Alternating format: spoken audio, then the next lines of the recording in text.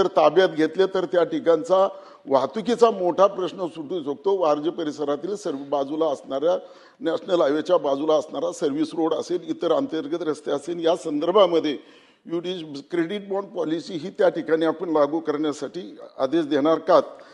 दुसरा प्रश्न असा आहे, परत तिसरा प्रश्न असा आहे की अम्युनिटी स्पेसवर जे भाडे तत्वावर या ठिकाणी पुणे महानगरपालिका जागा देत असते, त्या भाडे तत्वावर किती जागा आजपर्यंत आपण माझ्या मतदारसंघामध्ये दिलेला आहे, त्या सर्व जागेच्या संदर्भामध्ये आपण ते ज्यांना दिले असेल ती यादी या ठिकाणी मला पटलावर ठेवणार का? आणि शेवटचा प्रश्न अध्यक्ष महोदय, शेवटचा अतिशय महत्त्वाचा प्रश्न आहे की या ठिकाणी खरं तर जकात नाका, वारजे जकात नाका ते गणपती माता हा 30 मीटरचा डीपीचा रस्ता आहे। या रस्त्यावर रोजही त्या ठिकाणी मोठ्या प्रमाणामध्ये वाहतुकीची कोंडी होत असते। या संदर्भामध्ये ग्रामपंचायतीने ज्यावेळेस ही महानगरपालिकेत आली तेव्हापासून या रस्त्याचा प्रश्न आहे, कारण हा 30 मीटरचा रस्ता आहे।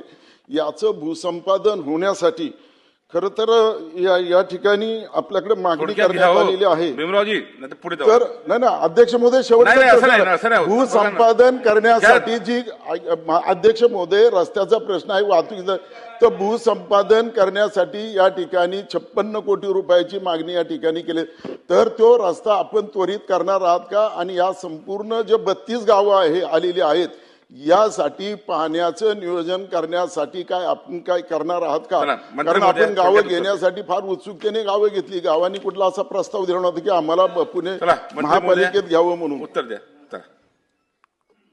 अध्यक्ष महोदय, सदस्यांचा जो सीमा भिंतीचा प्रश्न होता अध्यक्ष महोदय, त्याच्यामध्ये ह्याचं 200 कोटीचं टेंडर अध्यक्ष महोदय लागलं होतं आणि ते निधी आला नाही त्या काळात, इलेक्शनच्या काळामध्ये, म्हणून ते रद्द केले अध्यक्ष महोदय।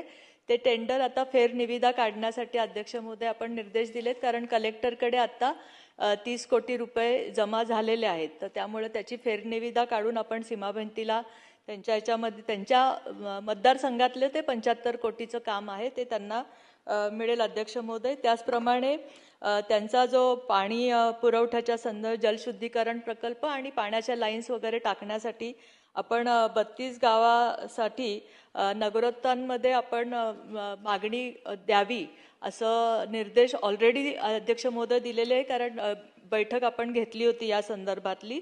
त्याचप्रमाणे जे रस्ते त्याचा रस्ते ॲक्विजिशनसाठी आपण TDR देतो आणि बरेच जण कॅश कंपोनंट मागतात, तर यासंबंधी काय पॉलिसी करायची ह्याच्यासाठी आयुक्तांच्या अध्यक्षतेखाली आता एक कमिटी नेमलेली आहे।